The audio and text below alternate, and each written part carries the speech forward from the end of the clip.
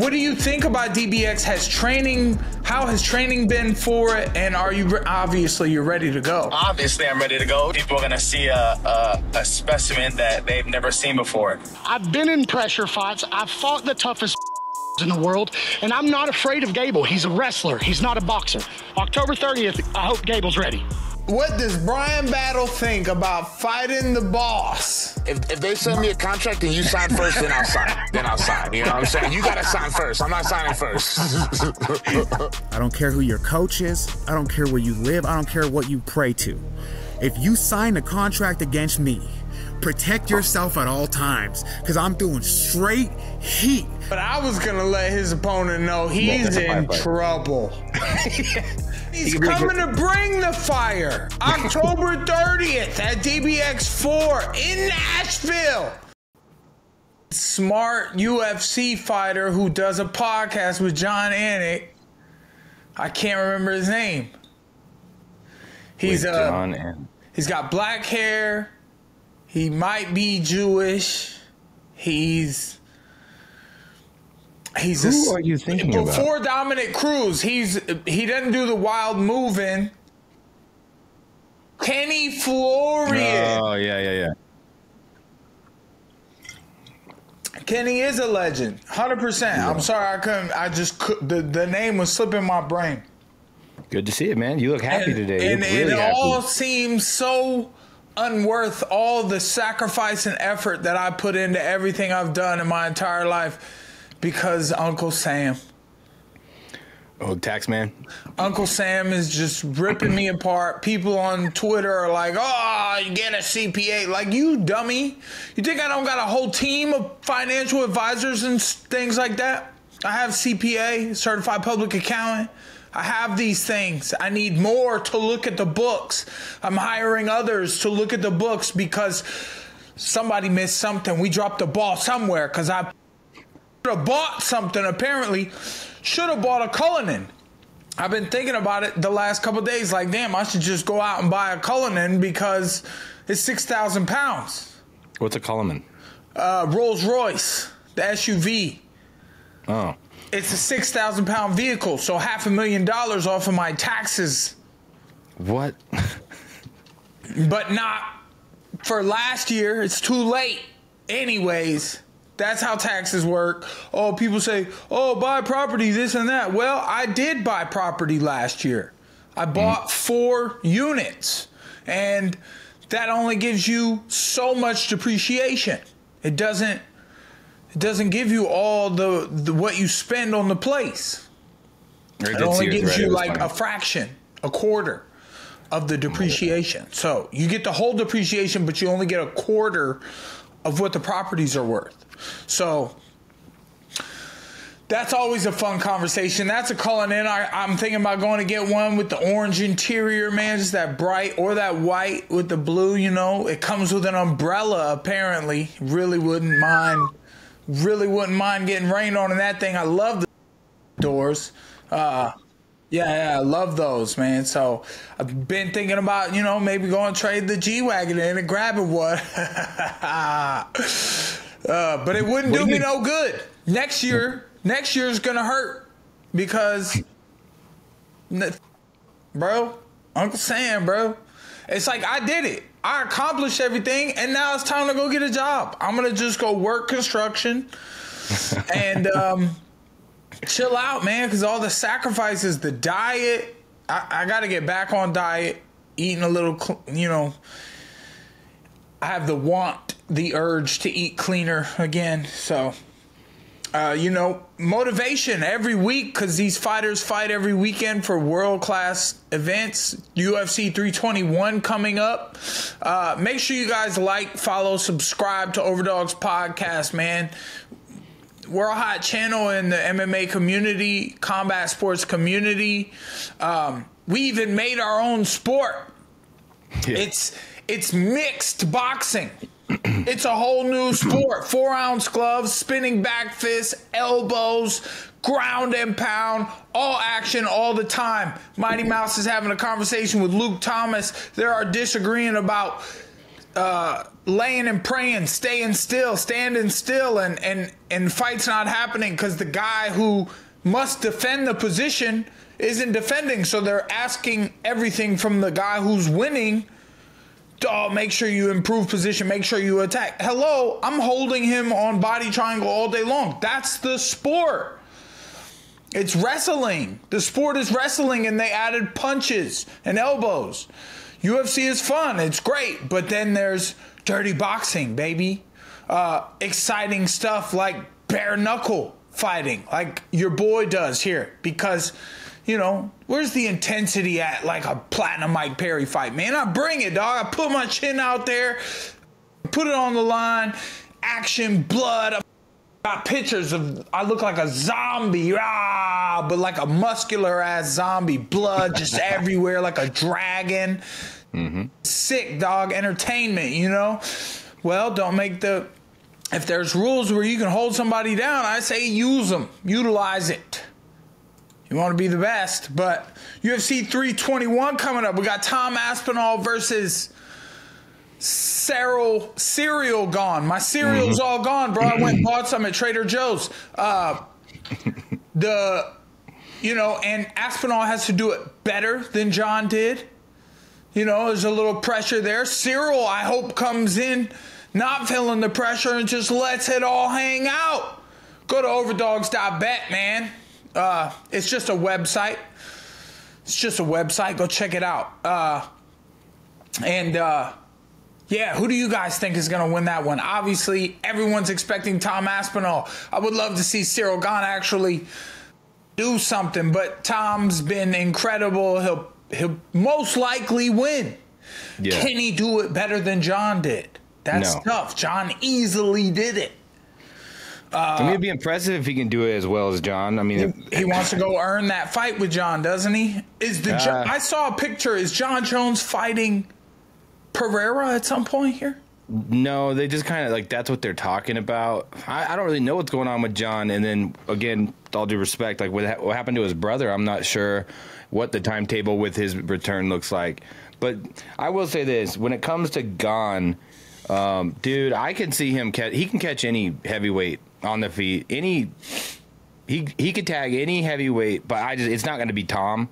But I will be so dissatisfied if Gane does win the fight. Like, what's the heavyweight title picture now? You had forever this gassing up of Tom Aspinall, you know, versus Jon Jones. I wouldn't be upset at all. I think all the UK folk need to pipe down. Pipe down, dog. That shit is for real because pipe down. So they have been obnoxious. They're a loud bunch anyways. The UKs are the one. They're some of the biggest combat sports fans, period. They show up to events, man. They go absolutely bonkers. They're out in the UK at 5 a.m. finishing. When I fought in the UK, it was 5 a.m. and I wasn't even the main event. And then the town was just partying, man. So pretty rambunctious group of guys. There's some other good fights, man. Mackenzie Dern is fighting for a world title. I can't say her opponent's name. Verna. Jandiroba. Okay, Jandiroba. Yeah. Jandiroba's a tough underdog, dude. She's a big swinger. Mackenzie Dern's world-class jiu-jitsu. Ain't nobody gonna complain about no lay and pray in this fight. Because if Mackenzie gets top position or even pulls guard, she's looking to get a dub. They'll become a champion for her and her family. Verna's looking to shut that down. Verna got on Ariel Helwani's wall of fame for walking out to the Island Boys.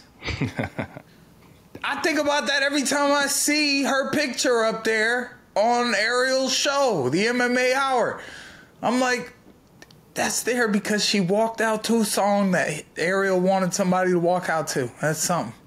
That's one way to get on the wall. I never sent him my bobblehead. I have my bobblehead right here. All my tattoos came off in a hurricane flood. All my tattoos came off. This Platinum Mike Perry bobblehead, dude. All the tattoos came off. I had them. All the tattoos were on like perfect. Like it had the dragon and all the tats. So that was cool. Damn, there's 2 more fights. Wait, who you got in this one though? I'm gonna go Dern. More weapons on the feet.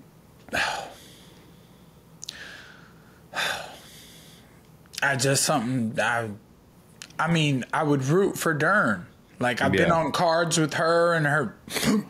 She had her baby there and her family and, you know, I've been on. So I would root for Dern, but the way I root for people is by picking their opponent. I'm going Verna. Verna's got the knockout power. She's bringing the heat. Mackenzie's got a little problem on the feet when it comes to them throwing bombs. If she gets hit with some, okay, Jesus, what are we doing here? That was me all weekend watching 2 different sports. What are our other 2 fights? We we just had Mario Batista on fighting Nurmagomedov. I think I'm going to go Nurmagomedov on that. I know I usually pick a friend of the show. You know, Mario Batista seemed like a really upstanding citizen, athlete, fighter, just person. But Nurmagomedov's got a lot to show, a lot to prove. It's in Abu Dhabi. It's 3 rounds. I think he's coming for blood. I'm going to take Mario. Oh, our first guest of the day, the main event of DBX4, Mr. Gable Steveson, Olympic gold medalist in the house. What's up, champ? How you doing? Great. How are you? What's up? Long time no see. I'm great, brother. Make sure you drive safe. Nah, you know, Drive safe. I'm in the right lane right now. I had to get out the left. You need a Tesla. You just click the button and let that work. No. Here, I'll show you what I'm in. 1 second. You ready? Yeah. What you in the Cullinan? We was just talking about I need to get one because Uncle Sam ain't playing with me. You hear that whistle? Oh, that diesel turbo? Yeah, that. Okay, you black? Black. Leaving trails. Just something quick. This little truck. No, let's go, man. I'm so excited to see you in mixed boxing sport that is DBX. I think you're extremely courageous for throwing the wrestling to the side and coming into this sport with all your success already as a 1-0 MMA fighter. What do you think about DBX? How has training been for it? And are you, obviously you're ready to go? Obviously I'm ready to go. Training's been fantastic. I spent a lot of time in New Mexico with a good friend of ours, Jon Jones, picking up and learning from the best. So I kid you not, in 9 days, people are going to see a specimen that they've never seen before. You've seen it with MMA, with the takedown, the ground and pound, but now you get to see it on the feet. You kind of handicapped me, told me to put the hands up, and I said, let's do it. And I thank you for thanking me that I'm courageous, that I got a lot of courage on me, you know what I'm saying? But without fear, you know, you can't be none great. And so why not put the hands up and show them that I got hands, and of which I do. And you'll see in 9 days in Nashville. I know that's right. We're all very excited to see it. I mean, you've been training for MMA competition with the best in the world, and you know, you're the best wrestler in the world, and you just want to show people you're boxing. What can we expect to see? Man, you can expect fast feet, a heavy hitter, a guy that can put shots in and make them count. And that's what I'm going to do. And I think you can expect a lot of things from me. You know, I'm always showtime. You know, when I show up, it's time to let the crowd feel me and feel the noise and let the world see it. And that's what I'm about. So you're going to see a heavy hitter, smart hitter, technical, a guy that can block punches, a guy that can counter, a guy that can do it all. And so I'm excited to go out there and kind of let the people in person see, and then let the world after see. What do you know about your opponent, if anything? Like, if you specifically trained for him or watched any of his fights? How are you going about that? Of course, watch all of his fights from local shows to when he got to Bellator, to when he got the PFL, the bare knuckle, Muay Thai fight, all of them. I've seen them all. I know what this guy can do, hands down, hands up, and it's a good challenge. But I think it's something that I can conquer in the best way possible, in the most dominant way possible, in the most violent way possible, and that's what's going to happen. Who instilled that tape watching in you? Was that something from your wrestling days, or is that more of your new MMA training? I know Jon is big on tape. I, for one, hate watching my opponents. In wrestling, I hated watching my opponents, but Jon kind of installed me, you got to see him before you go out there.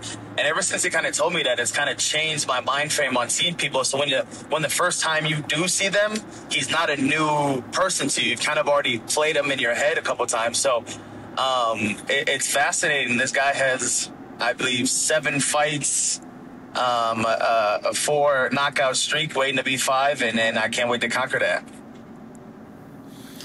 Yeah, one of the biggest on the card as well. He's on a win streak. I feel like you're challenging yourself so much by, you know, just having won your MMA debut as a pro and then jumping into, you know, an all-striking sport. You know, how do you plan to utilize your wrestling ability in a boxing sport? But we do have the ground and pound. I think just being athletic, you know, moving in feet. You've seen me. You've seen me. A lot of people wrestle me. I mean, I was known for brawling. I was known for hand fighting. I was known for picking guys up and slamming them. But putting it on the feet, I feel like I could be known for moving my feet fast, getting great shots off, changing directions, head movement, and body language to a T. So I feel like I'm made for dirty boxing, and I can't say it enough. But October 30th. One day before Halloween, you can see a spooky sight. Yeah. How different is the feeling of competing back when you wrestled for Olympic gold medal compared to, you know, your MMA debut? Man, it's a rush that you have to do to experience. You would know you've been on big stages before, and when you get to finish a guy and you get that adrenaline is different. You know, when I won the Olympics, that was a different type of high. But after that first fight, this was really like an eye-opening thing for me because, you know, people want to see fights. Not many people want to see wrestling matches unless there are the Olympic finals and stuff like that. So just seeing the new crowd of people that have came out and to support and the doubters too. It's all a part of the game, and it's going to happen regardless. I know that's right. What kind of statement do you think it makes about your athletic ability and like just your trajectory in MMA or combat sports just in general, that it's very rare someone with the accolades you have would drop those and go prove pure hands? And it usually would be like in a boxing match with big old gloves, you know, you can just cover up. You're going to do 4-ounce gloves. Like, you know what I'm saying? I know what you're saying. I know exactly what you're saying. But I think that's the best part because what guy have you seen do this? That's my point. Yeah, exactly. There's not a guy that could take grappling out, take jiu-jitsu out, take everything out, and then say, hey, let's go put on gloves and I'm going to stand face-to-face with you. And I think that's what the unique situation is about this. And I think that's why a lot of people are going to watch this event because they're so curious to see, hey, he can do a takedown, but can he strike? And yeah, I won't even say too much, but man, it's gonna be a very good thing. Where do you go from there? Right after this, you win this. I mean, does this propel you quicker to the UFC? You think? I mean, we talked about this last time you were on the podcast. I mean, it proves a lot. But where do you go after this? This proves a lot, but I think where do I go after this? I would like to get in the octagon right away, right after this, and just keep moving. You know, just keep moving and find my way to the biggest spot, and that's where I know I could be. Hell yeah. I mean, do you see yourself wanting to possibly face the DBX champion at heavyweight? I mean, if I looked him in the eye and I saw there was a crack there, of course. But it's only going to take me looking someone in the eye to kind of feel that pressure and kind of feel what it takes to be the DBX champion. And do I have the skill for it? Of course. Do I think he's a great opponent? Of course. But You know, I feel like there's a youthfulness to me. There's an athletic ability that he doesn't have that I have. There's timing, there's speed, there's everything in between that he doesn't possess right now. And I feel like that could play a big part in, if we do fight, me beating him. Well, being one of the hottest prospects in MMA, I mean, no one's had a bigger debut in MMA as a 1-0 fighter. Everyone, the whole world watching. Is that any added pressure there?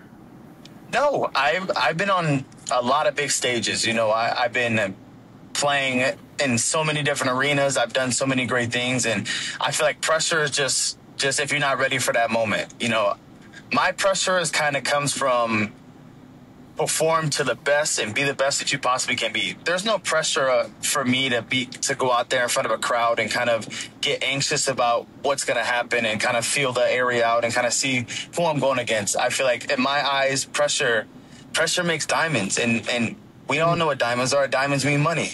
And if you want to be a big time guy, you gotta face that pressure, and you gotta create those diamonds, and you gotta cash out and win those big matches. And that's what Gable can do. And it's proven before, and he'll prove it again. You something sneaky about you, man. Man, Cause you so damn.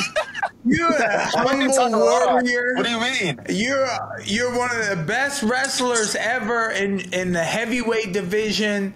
You're so nice and kind, and then you have these demon tattoos on your back and you smashing people when you get in the ring. How do you turn that switch? I think just, man, like we just talked about that. There's been so many competitions where I've faced great, like, legends of wrestling, and you gotta have that switch. If you don't have it, then you shouldn't be in a sport that involves someone else trying to rip your head off, honestly. But man, I love to put on a good smile. You know, I love to look like a magazine and have good clothes and have a good smile, smell good, you know, everything in between. And that's what people like to see, and that's what I want to show up and do. You know, not many people want to go out there and see a big guy who doesn't really look the part, but he can throw hard punches. Why not be a guy that can throw hard punches, win, look the part, and after that, you take a good picture, you smile, and you're on your way. Speaking of hard punches, going to your LFA debut, man. I mean, obviously we were all gassed up to watch that. When you got him down, like, I was blown away. Like, the guy, it's like you didn't. I think of like Brock Lesnar, bro. Dudes like that, they didn't have the best ground and pound. They just do those, like, I'm not gonna do the motion, but you know what I mean. Those like Shane Carwin punches, bro. Dude, like, it's like they didn't understand. I don't know what it is, but you were like neon belly, not even neon belly, and just controlling that dude, and you were dropping bombs where I was like, oh, I realized that's legal in DBX.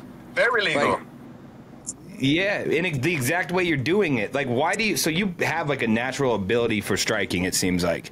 Man, when I first put the gloves on, I was going to boxing class every day, and I started maybe in June, and I went every single day till I learned how to move, not get hit, to throw a right punch, to use my right hand, get used to being comfortable throwing punches. And then when I went to Albuquerque with Brandon Gibson, Greg Jackson, and John and them, man, they put fine touches on me. So when I stood over the guy in the MMA match, it kind of was resembling me standing up face to face with someone throwing those punches. But those are just 1-2s. Imagine what a 1-2-3, a 1-2-3-4, a 1-2-7. You know, it just, whatever number there is, it might hit. So I started out striking. I feel like I know how to wrestle a great way, and I'm still learning how to wrestle in the MMA realm. But I feel like that's a good variation to see that there is punches that can be thrown just by looking at that 30-second clip. Yeah. What's the mindset like? Is it physical or is it mental for how you compete at practice and in a fight, or is it just because you've already been in the biggest matches in the world and then continuing on, it just seems like you should just stay level-headed? Or have you learned some new mental preparation from your MMA training?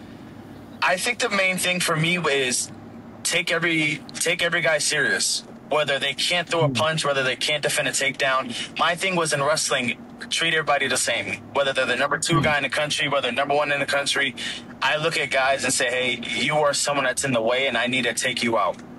but it's how I always felt. I've been engraved with that mindset and with that thought process of, doesn't matter if you're the hottest prospect right now, I got to see you, and you got to see me too. And there's going to be one person that walks out of that ring, and I believe it will be me.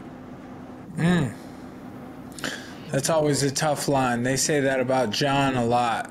If you put him in a dark room with anybody else, Jon's coming out, and I believe it. He might fight the demon in the corner and beat him too. Oh my goodness, for sure. Speaking of Jon real quick, throughout his career, it's like, I mean, he's focused on him being, you know, he was always focused on him being like the GOAT and everything he's going through. We haven't really seen him take anyone under his wing the way he's taken you specifically. Cool. Why do you think that is? Like, do you want to explain how your guys' connections? Because it's almost like, dude, Jon's finally found somebody that he sees like is worth the time to invest to mold into like possibly the next GOAT, whatever it be. The first day I saw Jon, it was like a head nod, and then all of a sudden we were homies. It was so fast. Yeah. And he picked me up from the airport, and it was just the clock just turned our way. And you know, some friendships have that button where you see a guy and it's just like, man, this guy can relate to me. We can relate to each other so much. We talk alike. We say the same things. We're goofballs, you know what I'm saying? But when it comes time to practice, it's time to practice. And I think what he kind of respects most about me is when I show up to the room, I'm ready to go. I'm ready to work. I'm ready to look somebody in the eye and have that dominating factor and play the role of, man, you gotta think that you can be that person. And Jon knows that he's that person, and I feel like he still thinks that he can be that person. And I feel like he sees that in me, and it's just, man, just good minds just somehow meet together. I would love to see that mental prep of just how you work and, you know, how you learn and how you grow. You know, it's the best in the world. It really is. An Olympic gold medalist. There's something that you have with that switch that your mind turns on, and you have something that others don't. It would be great to see. I hope we get some DBX cameras on you on Fight Week. We can see you. Of course. Right there, live in the flesh. You can see the mental prep and everything. But yeah, I just always had that switch. It just, when does it come out? October 30th. It will come out again. Well, we're excited to see it, man. October 30th, DBX4, Nashville, Tennessee. This is the first show not in Miami. First show. And it's an exciting location. Nashville is so hype. I'm drinking some Tennessee honey, and props to you guys. Gonna go to battle on the 30th. So excited to see it, man. Anything you want to say to the fans watching? Please, now's your chance. I'm not sure, but no, I'm joking. Man, I appreciate y'all watching. I appreciate everybody. I appreciate the love, and you know, the doubters too. It makes it fun. It makes it fun when I can turn that frown upside down. But October 30th, once again, you'll see the Olympic champ, this time on his feet and walking away with his hand raised. But that's all. Speak it into existence, brother. Love to see it, man. Gable, stay super positive at all times like yourself, man. Just keep being you. I appreciate it. And I can't wait to see your fight October 30th. You know what? I'll see you again soon. See you, Mac. All right, brother. Thanks you Gable. for coming on. You know what? All right, man. Yeah, I maybe cut that one short, but, you know, Gable was driving. He seemed a little busy, and it seemed like I asked some good questions, down to the point questions, and as far as combat sports goes, and I didn't want to drag on. Well, it wasn't that long ago that he was on here for a full hour, so. True. Yeah. And I feel like, you know, our next guest got to be coming on here shortly. I remember we had the episode with the Wolf and Jairzinho, and they talked to each other. I think we had the Wolf and Alex on here talking to each other, and at least they fought. And Wolf talked mad Jairzinho and then backed out of the fight, and he's continued to talk mad about everyone. Is there an update you can give us on that? Well, I see him training. I see the Wolf back in training. He is maybe chirping a bit more now because probably he's training and his health is in the right spot. So, you know, you got to appreciate a guy who, like the Wolf, who brings it. It was unfortunate that he had to pull out of his last fight. He got everybody waiting on him to come watch him again in dirty boxing. So I look forward to seeing him train, be healthy, and come back in the ring. And, you know, we'll see who our matchmaker pins him up against. Our matchmaker's doing an incredible job with booking these fights. I do what I can where I can. People are asking me to get in, and I send notes here and there, but the matchmaker does his full duty, puts together incredible shows for DBX, and the fourth one, you know, I mean, I feel like they've topped each other each time. Yeah. All right. Looks like our next guest is in the building.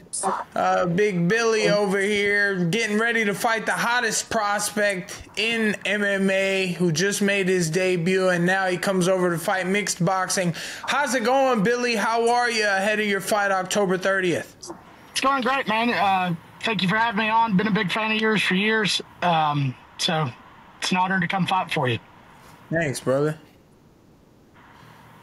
Yes, sir. Thank you so much, man. We can't wait to see it. How does it feel, you know, with Gable being one of the hottest prospects and he's got that Olympic gold medal, you know, you do have some experience in MMA, but coming over to dirty boxing and just striking, and I think a lot of people are counting you out, Billy.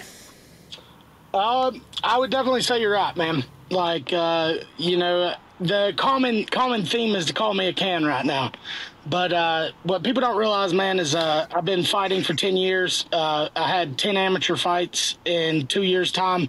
I was 9-1. The one guy I lost to just recently got signed to the UFC, and he would have been signed sooner if he wasn't an active Marine who was pursuing a wrestling career. His name's Denzel Freeman.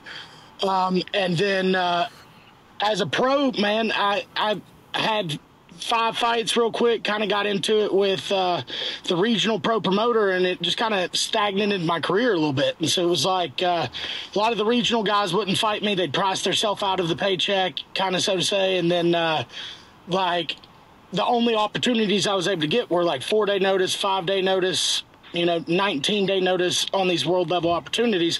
And honestly, man, I wasn't holding the standard myself to be able to take those fights. I just felt like, hey, if I take these fights, it's going to show that unlike a lot of these guys out here who are padding their record, like I'm willing to fight anyone on any timeline. Like I'll hang with the best of them. And I think this fight just kind of shows that as well. You know, everybody thinks I'm a can. Gable's one of the top prospects coming into this, but what he doesn't realize is for 6 weeks prior to accepting the fight, I was already pushing strength and cardio. So now that by the time I step in there and fight him, I've had a 10-week fight camp. So this will be the first time anyone on the world level has seen me have more than 3 weeks of training before stepping out there and fighting. I feel like my cardio's really good. I feel like, honestly, man, this is a bad match for him. Like, a lot of people are overlooking me, so as long as he doesn't finish me in 30 seconds, I've already won. Man, I'm actually excited more now that hearing where your head's at. You seem like a nice sounding country guy. You're fighting out there in home. Is Tennessee home for you? Yeah, so I'm from Chattanooga. Nashville's about 2 hours up the road, but most of my amateur career I fought in Tennessee. So it's good to kind of have a fight back at home. And like the past couple fights, I've had to fly all the way out to like South Dakota or Florida and like that. So it's not been fighting at home for me. So this is a fight where I get to fight at home. But also, like I said, man, I'm really excited in it because I feel like I've been overlooked. I feel like this is a matchup that's just going to be a win-win for me. So when I go out there and I sleep Gable, it's going to open up a lot more doors for me. It's going to up my stock. And honestly, man, I'm not afraid of him. He's a good wrestler. He's a great athlete, yes, but this is a boxing match. And we're going to see how Gable reacts when he gets split wide open. Damn, this word. Oh my gosh. Let's go. I got a quick question for you. Okay. How much did you follow Gable throughout his career? Like, how aware of you, his accolades, everything like that? And then what was your reaction when you were offered this fight? So I prayed for this. I saw Gable talking about coming into MMA, was it probably about 2-3 years ago? Then he chose other options, tried to go to the NFL, tried to do whatever the hell he's tried to do. But, man, I've been fighting for 10 years. Honestly, I feel like this is my opportunity to just up my stock. I've said it from the time I was an amateur and I was fighting anyone that they could find me. I'm one of the best in the world. I just got to show the world one fight at a time. And I'm about to do that when Gable sleeps at Dirty Boxing 4 on October 30th. Let's go, boy. Let's go. Dude. I like this guy. Billy, bro. Is there any added pressure fighting at home, or you're more relaxed fighting at home? There is no pressure on me at all for this fight, Mike. Honestly, like I said, I lost that fight at bare knuckle, and I kind of took I took that personal. I was like, all right, Billy, if you're going to continue to take these fights short notice, you got to get off your ass. You got to get back to running. You got to get back to lifting. You've got to hold the standard on a daily basis. So I train right now for the past 8 weeks. I've trained 6 or 7 days a week, sometimes 2 and 3 times a day. And honestly, I feel like, if anything, I've baited the trap, because y'all used the photo of me when I was fat from Bellator, and Gable has no clue how in shape I am now. I love where your mindset's at, man. This is a really dangerous fight for Gable. Everyone's kind of picking him. He's a hot prospect. Jon Jones is coach, one of the best MMA teams at Jackson Wink. And, it's hard to have an opponent who's being totally overlooked. And as big and heavy as you guys are, throwing heat at heavyweight with 4-ounce gloves, anything can happen. Oh, he better watch the bows too, man. That's the real reality. Yeah. Like I said, I'm coming to split his ass. We're going to see how Gable reacts when his forehead's split about 6 inches wide open. When he's able to see the from his forehead flap down in front of his face, we're going to see if he still remains wanting to be the fighter like he claims. I've been in pressure fights. I've fought the toughest in the world, and I'm not afraid of Gable. He's a wrestler. He's not a boxer. So when he starts hugging me, first off, y'all just put in a rule where now every time he hugs me and he doesn't throw a strike, guess what? Loses a point, already losing the round. So all I've got to do is get out there and dance on his ass for 5 rounds while he walks into these bows and hands. And if he still feels like the man, maybe he lasts 5 rounds. I'm telling you, I feel disrespected in this matchup. I feel disrespected in how everybody's played me like I'm a can. And I've fought the hard way for 10 years praying for this opportunity. So guess what? October 30th, I hope Gable's ready. Did you watch his LFA? I mean, obviously, you probably did. Yeah, well, I watched him throw 2 punches and shoot a high crotch and take the guy down. Guess what? He can't do that to me. And as I said in my other interview, if this was an MMA fight, you're right. I would take this fight completely different approach. I wouldn't come after him. I wouldn't hit him. I wouldn't stay in his face because I'd be worried about a takedown. But guess what? That's where he f***ed up by accepting me on several fight losses, thinking that, hey, this is an easy matchup for me to test my striking. We'll see. We're going to see if it's an easy matchup, Gable. You would never look at Billy with those glasses on out there in Tennessee just living his life and know the mean streak that he's got in his heart right now. I'm angry, Mike. They call you the king of violence. Well, I'm the king of Saudi Daisy. And there's a saying in Saudi Daisy that says, if you ain't from Saudi, you ain't nobody. And so guess what? Gable's about to learn that, because I saw him post on that thing where as soon as the fight announcement came out, Gable got a bunch of likes on his post going, Gable knows. We're going to see what Gable knows on October 30th.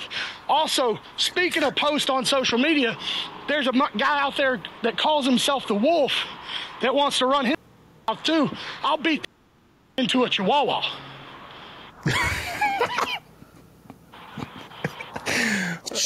Billy, shots fired, bro. All the shots Mike, I'm fired. telling you, I'm here to fight, and I've been saying this for 10 years. I've got I like this I've got a guy, wife, bro. I've got a daughter, and I'm here to provide them a better life, and I'm going to do it by busting my knuckles upside somebody's head.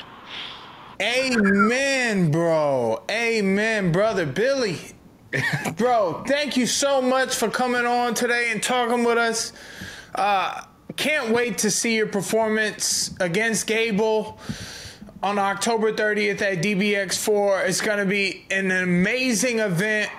We're so excited to have you guys, man. And, you know, main event, it's coming up. So anything you want to let the people know, now's your chance. Even though I'm so aggressive, man, I believe God got me here. I kept a vision. I kept praying to him, man. And ironically, like I said, like I lost that BKFC fight, and I was down on myself, and I was like, God, is this when I hang it up? And it just kind of clicked. I was like, I'm not a loser. I'm not a quitter. And so I came back. My hands were a little, so all I could do was train the way that I hated the most. So I had to start running. I had to start lifting real heavy. So I did that for 6 weeks, and I kept just praying. I was like, God, you know, I'm doing this right now with no opportunity, nothing. Like I'm doing this in the dark. Like, come on, give me something. And then y'all reached out. And so, like I said, man, I feel like this is God telling me, hey, show up, shock the world. Wow. Damn, I like it. Wow, Billy. Amazing stuff, man. Really incredible. Hope the world takes a look at you, and make sure they tune in October 30th to see what happens. DBX4. Yes, sir. Thank y'all for having me. See y'all soon. Thanks for coming, Billy. See you soon, brother. Dude, he got me all gassed up, bro. Wow. I feel like I drank a Red Bull. Wow. Watch out, Wolf. Watch out. Depending on how the fight goes, now I'm really excited. Now I mean, Gable has a different type of confidence. Yeah. Olympic, you know, it's Tiger Woods. It's golf. I've been paying PGA Tour on my Xbox. It's a golf confidence. It's Olympic gold medalist confidence. And but it is courageous because he took out his wrestling and said, I'm going to show the world after his MMA debut where he hits the guy, bop, bop, and then he single legs him. That is not an option anymore. Not in dirty boxing. You got to stand and fight. And it sounds like his opponent is this rough, tough country boy who's looking to show the world who his ass is. He feels like God gave him an opportunity. This interview, I hope Gable sees it and realizes he might be in for a tough matchup here. Wow. That was fun. He was cool, man. I really like him, man. That was entertaining. I guess I probably should have tried to hold out with Gable for the face-off. Billy would have came on here cussing him out. I didn't expect that necessarily from him, dude, to be honest. I did not expect that from him.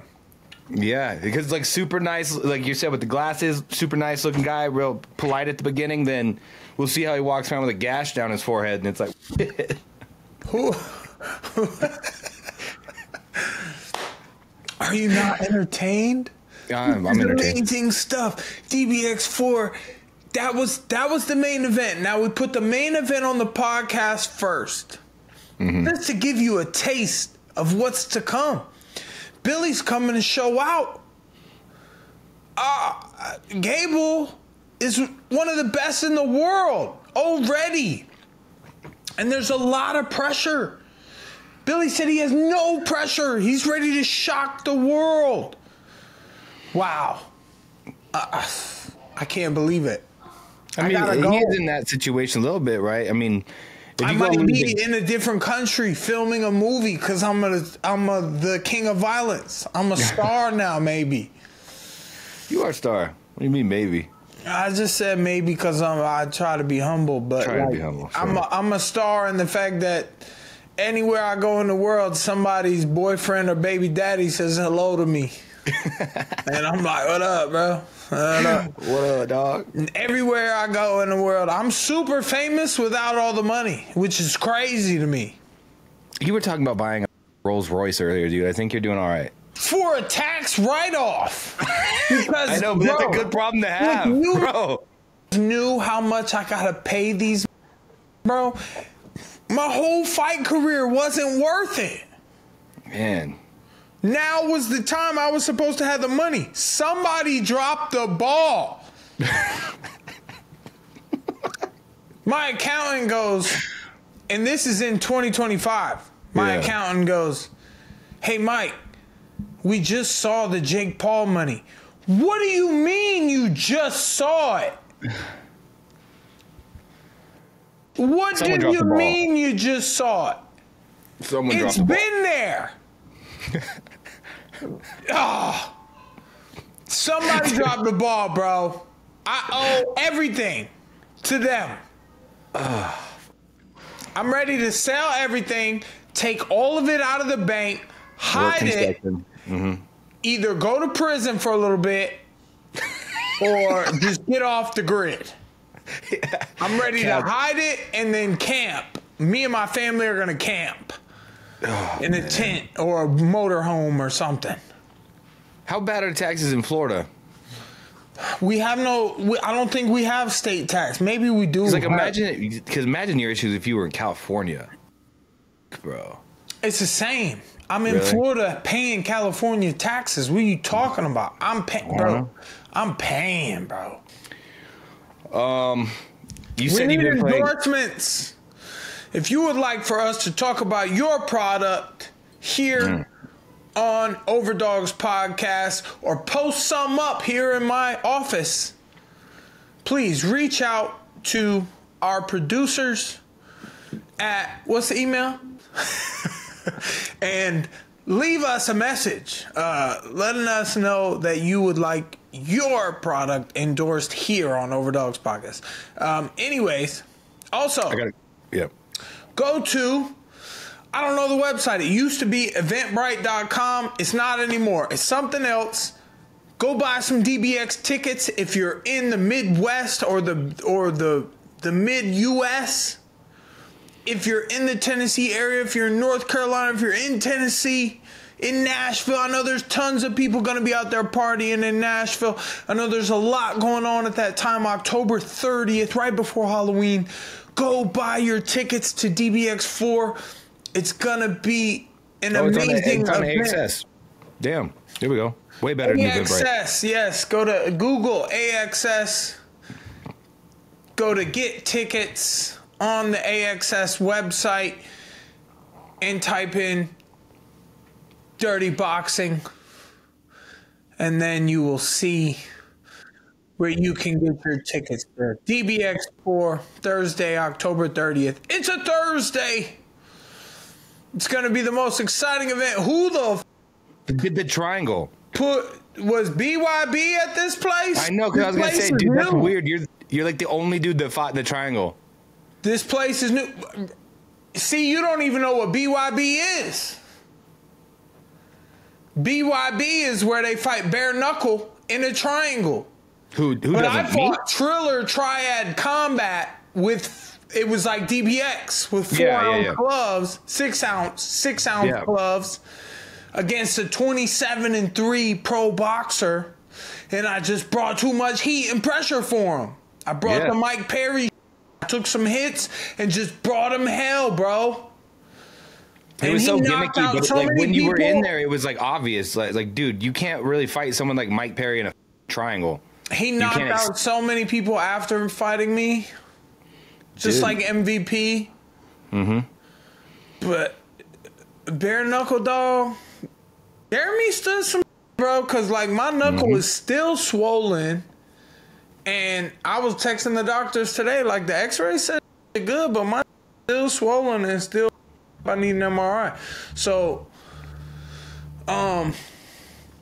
you know, I'm retiring though. Yeah. I did it. I'm camping in the woods. They not letting me be rich. They were like, "Oh, you thought you was rich? Give us everything you have." And I was like, "Wow."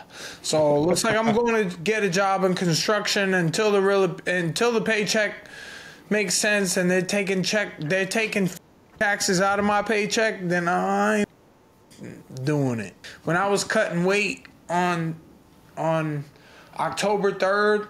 Oh my God, I woke up that morning, dude, and they moved our weigh-in time like 4 times, but I was just running outside with sweats on for like 2 hours. I was just jogging. My team came with me. They walked, and I would sprint ahead and then come back and then sprint ahead and come back. I did that for like 2 hours just to lose like 1 pound. It was like 0.8. The last pound is so much work. But my coaches were like, you did this with no sauna? All diet, no sauna, no portable sauna, no hot tub, nothing except hard work and a sweater and some sweatpants. That's how I cut weight. I've done that many times in my life. That is how I cut weight. I remember a boxing coach saying once, it's not cut weight, it's on weight. Fight, we build our bodies up and slow down the eating and just keep training through that in order to just cut that weight the hard way. So that makes me think of a question about weight cutting, but it also makes me think about something else I wanted to ask you last podcast. Bro, what happened with the Frankie Edgar fight? Hammer fist. I don't know what happened to the Frankie Edgar fight. I see Frankie posting videos on YouTube, talking with his guy on his podcast, and he's very upset. I was upset. Everyone was upset that Frankie wasn't the fight against Jimmy. Jimmy was ready to win that night. I did not want to see. I told Jimmy to his face, I didn't want to see you fight Frankie. I didn't want to see Frankie not win.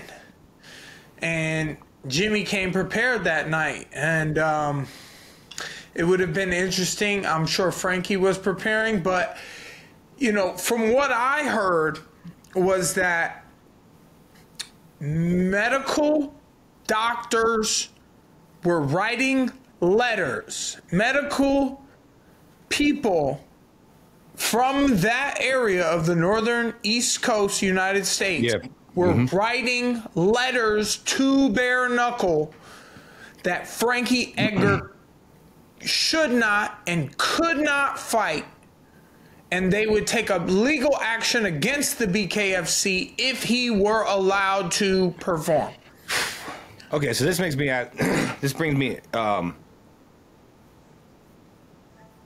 oh, okay. Well, I'll ask after. We'll move back to that. Our next hot guest, the Backstreet Boy, Bryan Battle Butcher, is in the house. What's up, brother? How you doing, man? Man, I'm doing good. It's always an honor and a pleasure to be on the Overdogs podcast. You know what I'm saying? Overdogs. You know, fuck, man. That's one of those. I was saying it as I was saying it. I was like, I hope I said that right. Yeah, as it was coming out, I was like, oh man, I hope I. And I as didn't. long as you say it with confidence, like yeah, I'm it sounded sure good to we'll me. see you getting in the ring. You know, I'm seeing pictures of your opponent. This big white country boy, just muscular as heck. Looks scary, dude. And like you come on interviews and you talk so confident. Where does that come from? What do you think about your opponent for October 30th? Well, I'm sure this is like something you can identify with too. Michael Jordan, he has this quote, and he's like, preparation like eliminates fear, you know what I mean? And it's like, no matter how scary, I've like sparred and fought some scary, you know what I'm saying? Like, there's this, just people I've sparred with. I've seen some dangerous guys in your Instagram post that you were posting with your team after training. Some scary looking dudes there. Some dogs, you know what I mean? And it's just like, I try to do it so that the fight is like the least scary thing I do all camp. You know what I'm saying? I want to get all the scary stuff done before the fight, then, you know, I go into the fight just like, all right, cool. You know what I'm saying? I did this last weekend. You know what I'm saying? This is chill. This ain't nothing new. It ain't nothing special. You know what I mean? So, you know, Nick, you know, there's a lot of posturing and fighting too. You know what I mean? But, you know, I train every day to whoop ass. So, you know, it's like I'm just come out there and whoop ass. That's what I do. What do you mean posturing? You know, like, you know, it's like, the way you sell yourself before a fight to your opponent. You know, it's like, you know, there's like looking scared and then there's like being scared, you know what I'm saying? And like, you know, not saying this guy, he's legit, you know what I'm saying? He's like knocked people out. But you know, I'm not really concerned with how scared you look, you know what I'm saying? Like you gotta show it to me. You know what I'm saying? Like you gotta hit me with something to you gotta put the fear in me. You know what I'm saying? Unless you put the fear in me, I ain't gonna be afraid of you. What's giving me fear today is that everybody keeps calling us and they're driving and they're looking at the camera. You don't have to look, brother. The connection's not even good enough. Don't even look at the camera. Just show your pretty face and answer the questions. Everybody's driving today. Nah, I pulled over. There was a train. I had one last little doctor's appointment. I was coming back and there was a train. I'm like 3 minutes away from home. Please? Can I have a fish sandwich, please? No, I'm pulled up now. I'm parked up now. I'm parked up now. Come on, man. Come on, bro. I'm in a suburb neighborhood. You know, there's a pond over here. Oh, that's good. Come on, man. You know, there's definitely some people walked by and they saw me in the car. They'd be like, who the... Like, you talk about Nick being scared. There'd be some suburban white people around here. They'd be like, yo, police. we got some. We don't know what this guy is. We don't know what this guy is, but we need you to come check him out. You're too famous now, brother. Everybody knows who Bryan Battle is, man. I'm you know, not too famous, man. You know what I'm saying? I'm trying to. I ain't Mike Perry yet. You know what I'm saying? Oh my God, dude, there was some questions. There was some questions on our list today for you. We're gonna get to those in a second. You'll see what I was talking about. But you know, after your first DBX win, the guy kind of wasn't ready for you. He came out swinging heavy. He wasn't ready for your pace and anticipation of his shots. And then when you hit him, you hurt him. And then that was it. It was over very quick. Everyone was kind of left wanting more. With a tough opponent ahead, you know, what does your first DBX win do for you mentally, setting up for this next fight on October 30th? And, you know, what can you expect? What can the fans expect from your fight? Well, you know, and that's a great question, too, because, you know, even being and I don't know if you felt this when you went to bare knuckle, like even being an experienced fighter, when you jump to like a different thing, even though it's still fighting, like the rule set's different, you know, you're in a ring, not a cage, you know, and it is just like, there is, like, when I was walking out for MMA fights, there was, no matter where, it was like this sense of familiarity, you know what I'm saying? Like, I was like, okay, I've done this before, you know. This is, when I was doing, the first time doing DBX, you know what I'm saying? I was like, this is a little different, you know what I'm saying? Like, you know, it's just like everything's just a little different. So now, this being my second fight, it's like, I know everything to expect, you know what I'm saying? I know how the walkout's gonna feel, you know what I'm saying? I have more of an idea of what the crowd's gonna feel like, what the energy's gonna feel like. And, you know, it's like just more comfortable in the rule set. Like, you know, I've spent a whole, you know, couple months practicing the dirty boxing rule set instead of 1 week practicing the dirty boxing rule set, you know what I mean? So, there's just going to be a lot more comfortability and familiarity coming in this time as opposed to last time. Well, that can be dangerous. Which is good because... that can be dangerous. You don't want to get too comfortable. Well, not like comfortable as in like I'm sitting here relaxed, but more like comfortable as in like you know, it's like, okay, I guess comfortable is not the word. I think familiarity is more the word than comfortable. I think that's a good way to put it. It's more like, has your training been different? Yeah, no, it's just like, because once again, it's like, it's not an MMA fight, you know what I'm saying? So it's like, now it's like more honed in on the hands, you know what I'm saying? But not just boxing, also, you know, working elbows, working, you know, some, you know what I'm saying? I don't know if I'm going to spin in this fight, but I might, you know what I'm saying? If I get the chance, I might spin, you know what I'm saying? You might see a little tornado. You might see the butcher do a tornado or something. We've seen lots of spinning elbows in combat lately. They've been going crazy with the spinning elbows. It's like every week someone gets hit with a spinning elbow, man. It's crazy. There were like 8 all time, and then this year there's been like 5. Yeah, I know. It's almost like not cool anymore. You know what I mean? Yeah, but fuck it. I haven't done a spinning back elbow yet, so you know, it's still cool to me. Damn it. Yeah, your fight's super important, of course. But I am curious because you fight at the highest level of the sport. You know, you've seen it all. I'm curious, kind of based off what you're saying right there. How do you think Gable Steveson versus you know, Billy Swanson's going to go? What do you think about someone that's such an accredited wrestler like Gable coming in here, putting the wrestling on aside and then acclimating to an entirely new move, you know, rule set? How do you see that going? Do you think someone like Billy could, you know, expose the hands, or do you think Gable's too good? You get it. I will be interested because it is like because the thing with in MMA, it's like, you know, he can strike, but the moment he feels uncomfortable with the striking, he can shoot for that takedown.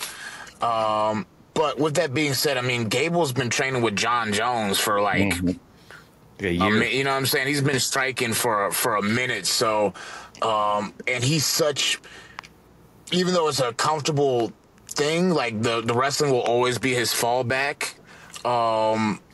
He's competed at such a high level. Like when you compete at the Olympic level, like that's like the highest level of sports, period. You know what I'm saying? Yeah. So, you know, I know he's going to come in, he's going to be prepared. You know what I mean? I'm excited to see what he does. But, you know, until you see it, you can't ever like, you know, you can't be too sure. You know, Billy might come out and bust his ass, you know what I'm saying? Like he's been here, you know what I'm saying? He's more used to throwing hands. But I think Gable, you should have seen Billy was just on. Billy was talking so much about splitting his head open, and it was, you didn't see it coming. He said he's gonna leave him with his skin. He was like, I'm bleeding, dog. I was like, whoa. He was talking that. Yeah, I made the same face. That's what I'm talking about. Bro, when this interview comes out, bro. He was saying like he asked God for this. Yeah, he asked God for this, and God gave him Gable. You know what else they did? You know, I'm gonna let it out now. God gave him Gable? Yeah, God gave him Gable. Yeah, he did say that. God might have given him Gable as a punishment. He might have been sinning some. I don't know. Damn. I don't know.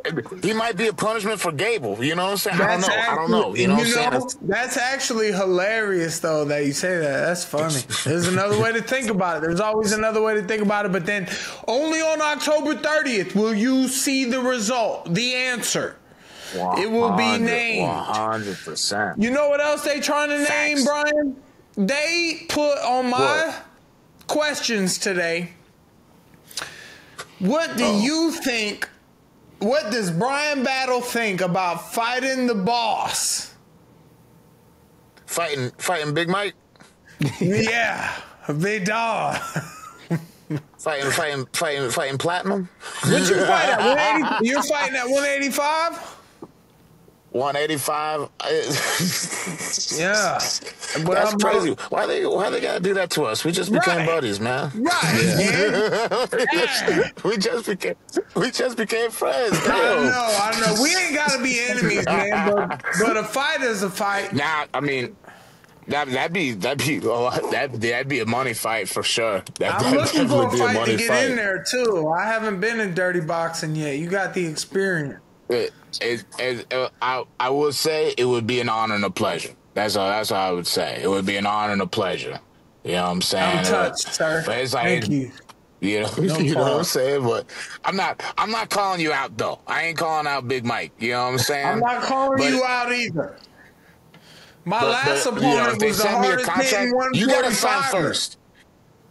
If they send me a contract and you sign first, then I'll sign. Then I'll sign. You know what I'm saying? You gotta sign first. I'm not signing first. Oh damn! I would hate to see the other side of Bryan Battle if I signed a contract against him. The butcher. The butcher comes out and is like, "Oh, you signed the contract to fight me?" Yeah.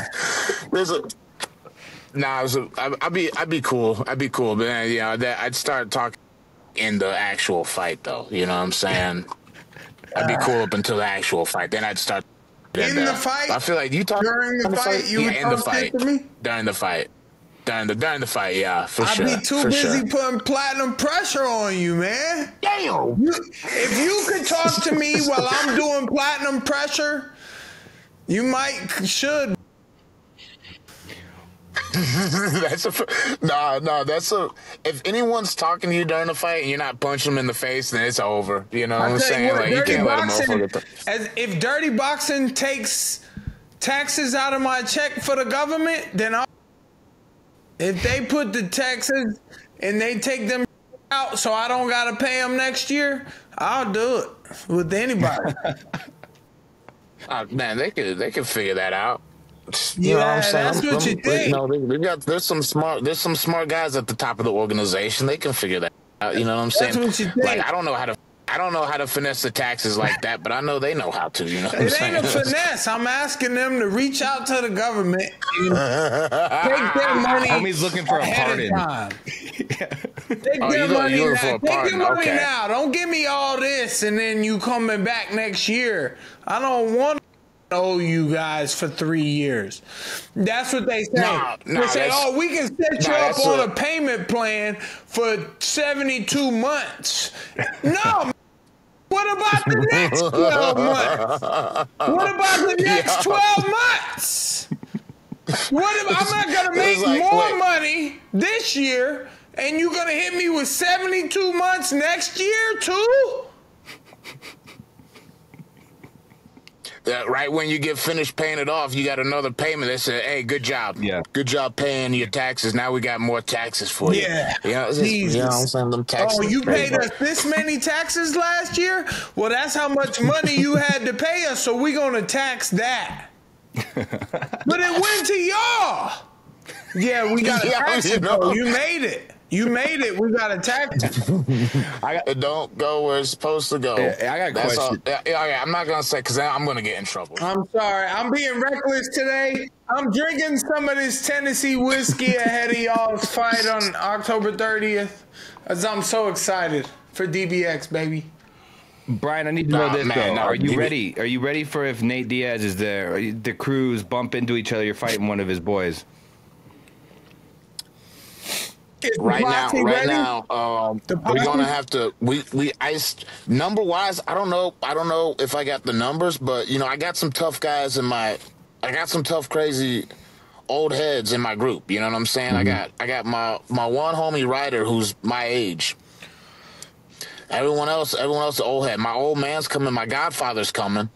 You know what I'm saying? They're both about 60. They're ready to go, though. They're ready to go. You know what I'm saying? I might have those are the guys my old man. And where are they from? Where are they from? Jersey. They're from Jersey, but that's Tennessee. Now, the first time my godfather watched me fight, it was an amateur card in Salamanca, New York. Patchy Mix was headlining, King of the Cage. I'm walking out. I'm an amateur. He got hammered before the fight starts. I guess he forgot that it wasn't WWE. I'm walking out. He picks up a chair and starts. I'm like, "Yo, Uncle Russ, yo.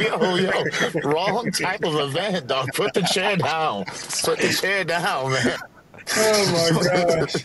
Did no one tell him the rules before he came in here? Like, we're not doing that. No chair shots, big dog. Come on, brother. Tag me in. Yeah. So that, you know, them old heads might be waiting for, you know, me personally, I'm a peaceful person. You know, I don't want any problems with the Stockton crew. The old heads, they're waiting for something. They're just waiting for someone to get out of line. They're rushing the ring. You know what I'm saying? But, you know. Shout out to the Stockton crew, man, because they're actually, I think, pretty valid as far as getting their boys back, making sure they don't go down or they will violate if it does. And if it don't, they're there to have their boy. He's got to fight for himself. I think that's how they roll. And I think Bryan's ready to show up and fight against that, you know, level of competitor. Yeah, I think it'll be because he's, from what I've seen, I mean, you know, it's hard to get a ton of footage on him, but from what I've seen, he's aggressive and he likes to get after it. You know what I mean? And that's like my favorite kind of fight. You know what I'm saying? I like. It's not gonna be as messy as the Freitas. You know what I'm saying? The Freitas he was throwing, but that was like fear. That was like fear punches he was throwing. You know what I'm saying? He was just kind of throwing. The nerves were dictating what he was doing. Not like, you feel me? Yeah. Where you know, I know Big Nick's gonna be looking at me. You know what I'm saying? He ain't closing his eyes. You know what I'm saying? He's gonna be looking at me, both eyes locked in, throwing them hammers my way. You know what I'm saying? So you know, I'm looking forward to it. You know what I'm saying? And you know, I might have my eyes locked on him, throwing my hammers his way. You know what I'm saying? So we're gonna see who comes out on top. You know what I'm saying? It might be a, you know what I mean? It might be a quick draw. Who lands first? You know what I mean? So I love it, man. Yeah, I'm excited. I love where your head's at. We're all very excited to see you compete in dirty boxing against a worthy opponent, and you know, I hope you keep on shining. I love the Bryan Butcher just blowing up over here, and everywhere he goes and everything he does, everyone's talking about it, you know. And you know, with that level of fame, does it add any pressure to you that everyone's talking about your matchups? I'll say is like, I think I'm in a position where I have the opportunity to do something like really special. You know what I'm saying? Like if I like lock in and, you know, really go out there and handle everything that'll be put in front of me over the next like year, 2 years, like I have a chance to have like a really special story. You know what I mean? So, you know, like redemption, you know what I'm saying? Whatever you want to call it. So it's, I don't really view it as like pressure. It's like I'm very fortunate to still have the opportunity to go out there and make noise. You know what I'm saying? I still have the opportunity to go out there and do something, you know? So, it's like I'm blessed, you know what I'm saying? Like, amen. You know, it's like after everything that happened, there's definitely like moments where it was just like, man, dude, you know, do you want to just get like a regular job and just, you know, chill out and just get comfortable? You know what I mean? But I was like, nah, I'm good. To like not do the, you know what I'm saying? I love, you know what I mean? And, you know, with especially like dirty boxing, you know, it's great. Like I would love, I don't know how things will play out. You know, I can only take things one fight at a time right now, but it's like, I would love to fight for a DBX title, man. You know what I'm saying? I haven't got to fight. I've basically been in the UFC since I started as a pro. I got into the UFC at 5-1. You know, I never got to fight for any pro titles, and it's like, I'm looking at that belt. I saw Rozenstruik's belt, and I was like, damn, that's a nice looking belt. I'd like to get me one of them. That's a big boy belt. You know what I'm saying? Like that's it. Like that thing would look good on my shoulder. You know what I mean? So I love to hear that. It's just like I just feel blessed, man. You know what I'm saying? Like, you know, having Nick, you know, once again going from even De Freitas, you know, people can say whatever they want to say about De Freitas. You know, I had the opportunity to go out there and fight somebody. Yeah. You know what I'm saying? De Freitas stepped up. We got to He fight was each other. swinging big. You know, he was swinging big, man. He You know, looked dangerous when that fight started. man, I felt honestly like looking across from him. I think the atmosphere and the moment got to him. Definitely was getting to him. When I was looking across the ring, I was like, he's already ready to go home. I feel bad saying that. It's not easy finding someone that's even willing to fight someone like Bryan Battle, like on a week notice, dude. And that's why this fight's gonna be like even cooler, because we all watched it. If you watch enough MMA, you know, or combat sports, like that guy, he had about 3-4 Hail Mary prayers out there, and then after that, it was first time he's got touched. He's like, yeah, this isn't gonna go well for me. But that's why this fight's gonna be so much better, because we'll actually be able to see you in your element, battle it out with someone. When Bryan Battle hits you, he just makes you want to leave. Well, that's what he proved, exactly. Yeah. That's it. My thoughts on it is you got two choices. I can either hit you and you make the conscious decision to take a knee and call it, or I can hit you and you're just unconscious and you don't get to make any decisions, period. Yes, sir. You know what I'm saying? It's one or the other. You either get to make a conscious decision or you get put unconscious. You know what I mean? Well, this time, October 30th, there's no holding back if you make your opponent take that knee, because there is legal ground and pound in DBX. And I know that in your last fight, the ground and pound with the referee was a little weird. They were trying to kind of give the fans a fight, and you got to be ready this time to just let it all hang out if you make your opponent do that again.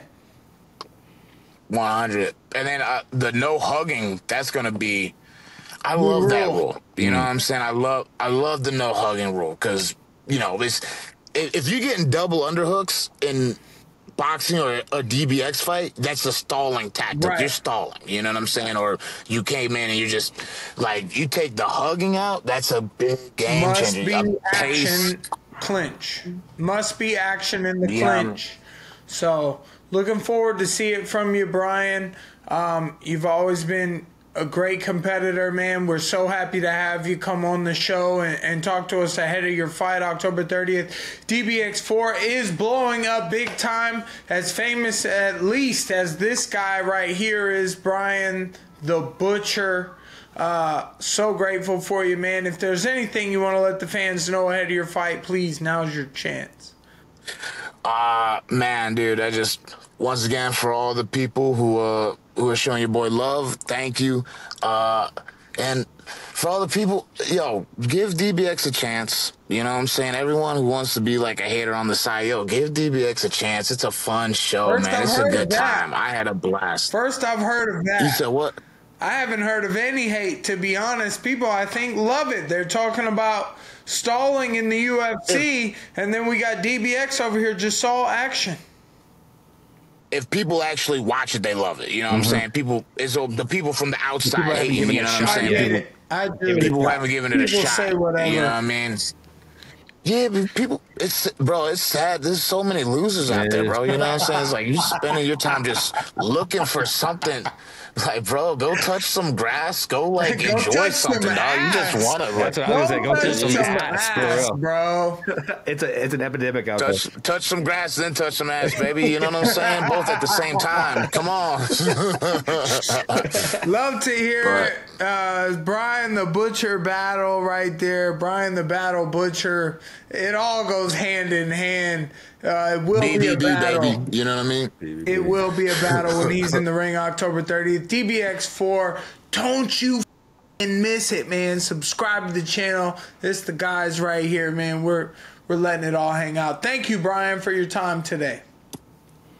Thanks for having me, fellas. Look forward to seeing you guys in probably a couple, a week and a half. Next week. I'll see y'all next week, yeah. Whoop some ass, Bryan. Peace, bro. Peace. Cheers, brother. Keep your app open, please. Okay, we'll do. All right, cheers. Look, I'm super interested in the Billy versus Gable fight because Gable is so humble and Billy was so aggressive. I love that. That was amazing because if Billy makes it, Billy wins. That is humongous with talking. And to Wolf, that sets up the Wolf fight 100% right away. Right away. And it does make me think that Billy doesn't stand a chance against Gable. Well, I was going to ask you this. Gable is so humble and such a warrior. He is a warrior. Do not get it wrong. You don't get those back tattoos and win a gold medal for nothing. That a warrior, dude. 100%. You don't get Jon Jones backing you the way he does if you're not. You know, you can get... Bro, John commented on Lorenzo talking about me having lips for a face because they can take a pounding. And he was like, Mike, I'm sorry, but this is the funniest that shit had you all pissed. Bro, man, that had you so pissed last week, dude. Y'all downplaying my shit. My ability to take a punch is what you need in combat sports. It's what you need. Oh, dude. Platinum's chin, dude. Yo, St. John in the building. Let's go. Bring him on. St. John in the house. What's up, Mike? Bro, do you listen to St. John? Yeah, absolutely. Roses is one of my favorite songs. Amazing songs, bro. Absolutely, boss. I love his music. Man, you had one of the most incredible fights at DBX. Just constantly back and forth, knocking each other down. Such a barn burner. Such an incredible fight, man. How excited are you to come back and fight a DBX 4 on October 30th? Oh, I'm stoked. I love it. I mean, I'm a Muay Thai guy. I'm not an MMA guy, but this just felt so right to me of what this is. And to my opinion, this takes everything of what boxing could be and makes it exciting as possible. I mean, you've seen it with your events you've had already. You see some of the best knockouts, some of the best fights, the most entertaining. It eliminates the clinch pretty much where it's like, nah, bro, I get to elbow you in the face. I can spin elbow, whatever I need to do. So definitely now with the new rule, no clinching, no holding, you will be deducted a point if the clinch is not active and offensive. I had a very strong feeling that might have been because of my fight from the looks of that first round. Whenever I had him hurt and he held on for dear life. Could be. Might be. That's a good way to think about it. That's a good way to think about it. Absolutely. Yes, sir. You know, what do you know about your new opponent and how the matchup, you know, how it comes together? Well, they offered me a couple people. I said yes to everyone. I've said yes. I'm a man of opportunity, plain and simple, Mike. So anything you bring my way that I understand, like my last fight didn't go my way, I know, in my opinion, it was fight of the night. It was very close. And it's one of those things that I was just itching to get back on. I like staying active. I like being busy. So everyone they offered me, I said yes. But this guy, I was like, oh, this is going to be a fun fight. You know, it's one of those fights I'm like, all right, this guy fights like I fight, so this is going to be a fun-ass fight. He's a scrapper. I mean, his nickname is Mexicano because he fights like a Mexican, and I love it, bro. I love the way he fights. He's one of those guys that I feel like I can literally point to the center of the canvas, and he'd be like, okay.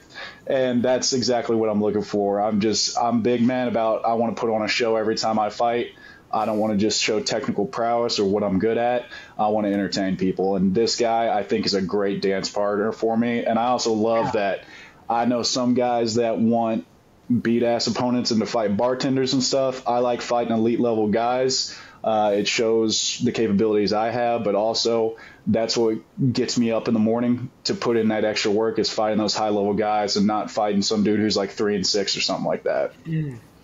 Well, that leads me into the question of, okay, so how are you going to make any adjustments on how you approach this fight, or is it show up and fight of the night again? Yeah, so last time it was 8 days notice. This is 2 weeks, but I actually have a better understanding of the rule set. I've been training a lot more on the small gloves. A big thing is utilizing the hammer guard versus in Muay Thai I've only fought in 10-ounce gloves, so you can kind of cover just with your hand. You really need a hammer guard when you're wearing those small gloves, so that's a big thing. Focusing on the movement, getting used to the shoes is a big thing for me. Mike, I'm sure coming from MMA over to bare knuckle and everything, that's a big adjustment for you as well. So getting used to the shoes, really focusing on that movement. But that's the one thing. I love y'all's ring. You don't really get a chance to dance around that much. You don't get a chance to hide and run away. No. Unless your opponent turns your back and runs from you, like may or may not have happened in my fight. But, you know. It's a little small, and I got to say, you know, I always had this training with boxers where I would get in the ring and I would wear shoes. So, you know, someone else, another guest we had, I think it was Bryan Battle, he said something about, I'm sure this was different for you, going from the octagon to the ring with just ropes and it's wide open. And, yes, sir. You know, I never thought about any of that. And, shoes, it actually feels like I have a little more weight on my punch. I mean, you were throwing some heavy shots last fight. Yes, sir. Knocking your opponent about. And, you know, I'm just excited to see you. It sounds like your head's in a really right place for this fight coming up. You're thinking about it hard. Sir. You want to show out and show face and give the fans an exciting fight.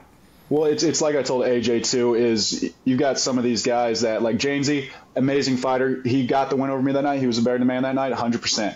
I know his aspirations are to like go to the UFC, and I know there's other people like that. My thing is, this is what I want to do, and this is where I will get the top-notch fights. Like, Muay Thai just isn't that big in the United States, and I hate it because I love it. I love it with all my heart. I'm doing everything I can to get 4-ounce Muay Thai legal in the state of Texas. But this to me is like the biggest opportunity I have, and to fight for you and Jon, that's a big thing for me too, because I respect the out of both of you guys so much, dude. Like, the way you fight is how I aspire to put on that entertaining kind of fight, the way you fight, Mike. So that's a big thing for me too, is that I want to fight for y'all.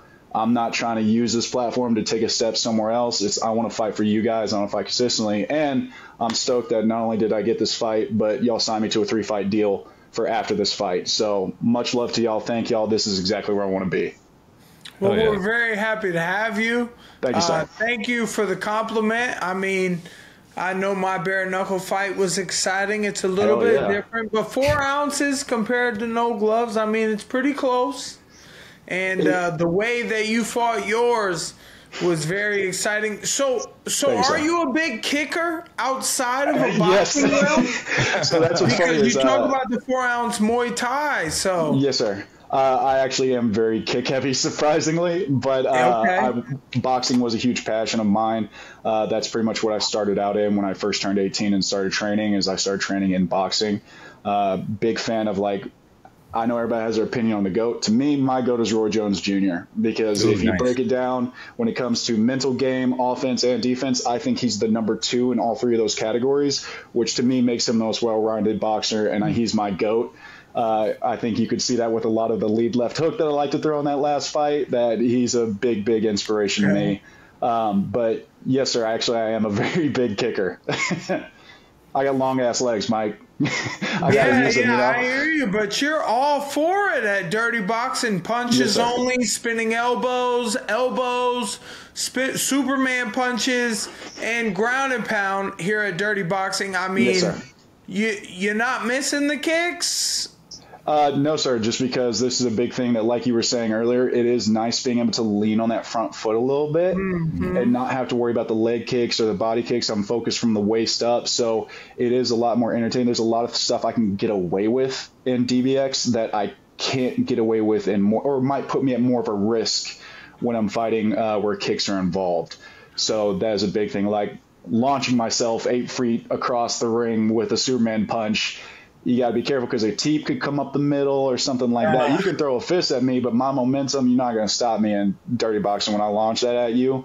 But with Muay Thai, with a knee or a kick, yeah, you could possibly knock me out of the air. So how long has your training camp been going with just boxing since you already fought DBX? Yes, sir. And then you said you got this call 2 weeks ago. Well, I got this call a few days ago, so it's 2 weeks notice total towards a fight. But yes, sir, a big thing we've been practicing is still doing all my regular rounds with kicks and everything like that. But it is a big focus of, all right, well, if I'm doing 12 rounds in the bag, I'm going to do 4 rounds Muay Thai, then I'm going to do 4 rounds straight boxing, and then I'm going to do 4 rounds in the 4-ounce gloves with everything as well, and really focus on that. Really focus on that movement. Really focus on pivoting around and making sure we're being smart with our angles, as well as getting used to those 4-ounce gloves and leaning forward a good bit more. How old are you? I'm 31, sir. 31, sir. I'm not that f***ing old, dude. No. Look, blame my mom. She raised me to be polite. Like, That's I know Texas hospitality, bro. He's so humble and polite. Gotta love it. Do you feel like you're fighting a bit at home, fighting in Tennessee? Yeah, I mean, it's nice fighting in the South. Tennessee is actually another place I've never been. I mean, my big thing is, man, especially with my people that are on this car, with my girl Dirty Dez, my boy Peter Stonanek and Braxton Smith, I think we need to come to Texas, Mike, because Texas has a fight community I think is very underrated and doesn't get the love I think it deserves. Watch out now. That come out of Texas, and it's nice that we're getting these opportunities, because, man, I've been struggling with getting booked for Muay Thai that I've only been able to fight like 3 times a year. Because it's been hard for people to find fights for me that they're talking about, oh, we got to fly them in from like across the country or international and stuff. And I'm like, okay, do it. Like, I want to keep fighting. And the only stint I've had is for about 20 months I wasn't able to fight because I had gotten hired by the fire department I work for. And so while I was going through that process, they were like, hey, just don't fight, because if you get injured, it's a problem for us. But once you move to civil service, it's a little bit more obtainable. So a big thing for me is staying active. This will be 3 fights in 5 months for me. So I love that, and I'm stoked on that. And honestly, next year, I'd love to fight 7-8 times for y'all. So 3 fights in 5 months. That's quite a short time there. A lot of action. Stay ready. You don't have to get ready, right, Mike? I mean, I love the attitude, dude. You're so blue collar, tie tight, and you're a warrior. So I love it. Your last fight was incredible, and I'm really looking forward to seeing your return here at Dirty Boxing. You know, my wife's from Texas. I know there's some real blood out there. Hell yeah, absolutely. Yeah, I know that's right, brother. So, man, so excited to see it, man. Mac, help me out here. Well, I mean, I was going to ask, it's like, it might be a stupid question, but in the way you kind of already kind of went over it, but you're a kick heavy person. Like, I was wondering if there's any like funny story, like how you train yourself to just not let one go, you know, like. So to me, and that is the thing, is I've seen a few people make a mistake. My buddy Peter Stonanek, his first fight for y'all, he accidentally got kicked or kneed. I forgot which one it was. Yeah. To me, it's not even a training thing. It's a discipline thing. It's a discipline thing. You see some guys, though, when they get hurt, that discipline kind of goes out the window, and then you see them like try to shoot a takedown or try to throw a kick or something like that. To me, it's a big thing I teach and I work with people in my fight community on is I always say the same words to people I corner, and that's composure in adversity. And that's even if you're hurt, even if something's not going your way, it's being smart and making sure to focus back on your training and get back to the basics if need be. So to me, it's not even really a training thing. It's just a discipline thing. Yeah. Well, because like I'm just wondering, there's got to be someone out there that like they had to tape. Oh, go ahead. Thank you for your time, Firefighter. Travis. Look at him out there, Travis St. John, out here saving the f***ing world. Badass. And he had time to come step in with us at Dirty Boxing. I had no idea he was sitting there waiting for a fire call. He's a fireman. That was sick. Oh my God, bro. Did you see how fast he got up? I got a call. Is his opponent on next? Or do we got a different at DBX? We got Cannon who knocked out Hector. Okay, so his opponent's not on next. No. But I was going to let his opponent know he's in trouble. Because Travis St. John is out here saving the world and knocking people in dirty boxing on his... It's a side gig? What's the way they say it in Grand Theft Auto? A side quest. A side quest. Yeah, he's just doing side quests. He's out here saving people from day to day. He's the Texas Stipe Miocic. Oh my gosh. Well, we hope all the people at that call, I hope St. John's just about to go save them all. You're in good hands. St. John is on his way. He's coming to save you from the fire. And he's coming to bring the fire. October 30th at DBX 4 in Nashville.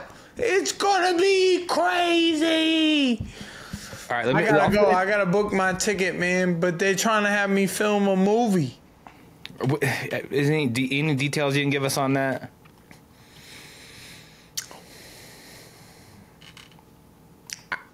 Is it okay? Answer this: has it been something on your radar ever? Like you thought this would come around and you wanted to do it? It's been a while since it's been a while. Like I signed to a movie a couple years ago, back in January, like a couple years ago, and I think it's the same movie. I'm finally going to work with these people. Damn. And I'm sure there's going to be a big star on the movie, and like we'll be working with them.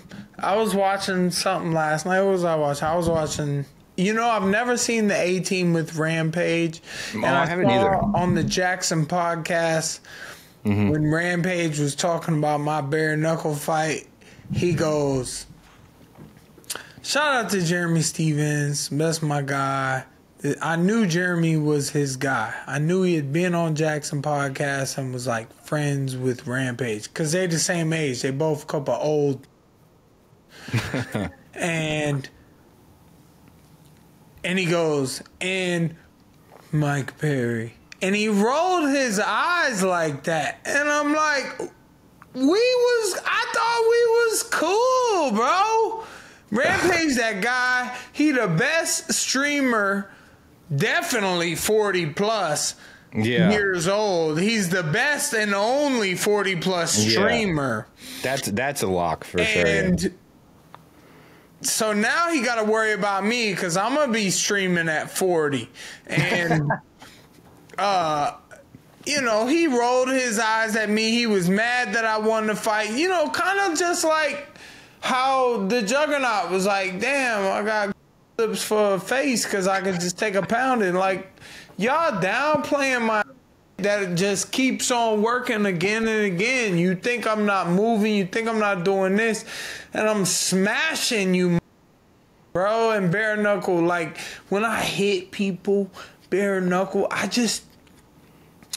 really think about how I would hit them in DBX with that 4-ounce glove, just how much harder it would be, how much excessive the shot would be, and how much less my lips would be bleeding when they hit me with the 4-ounce pad on. Like my lips would not bleed as much. That would be a funny ass fight. All right, Mike, let me circle back to how we were kind of talking about Frankie and all that, because we have a few minutes before Cannon gets here. But I want to get your perspective on this. So there were a lot of people that actually liked or like encouraged them pulling Frankie from the BKFC card, and obviously Frankie was upset about it. But I'm curious, as a fighter yourself, like how do you take that when people are trying to protect someone's own health? You're really feeling those Jack Daniels. No, it's the Tennessee honey, man. Well, that was those Jack Daniels. I don't want to. Anyway, what do you think about fighters or people canceling fights for somebody, like not being able to make your money? Someone like Frankie, like, is it wrong for fans and people to stop someone from fighting? At what point is it like, okay? Because if that's someone's way of making money, everybody's a hater, dude, about a bunch of shit they wouldn't do just because they couldn't do it. I was so excited to fight atop Frankie Edgar, the legend. You know what? Jeremy deserved it too. The way that he fought me, the way that he got up every time, and I just kept breaking him down. We were very similar in size and weight, and everything was adjusted. And to not have Frankie on the card, who was such an incredible warrior in his time in the UFC, it is what it is. So, you know, let's just move on from it all and get to our next guest. Let's do it. Let's do it. Mr. Cannon.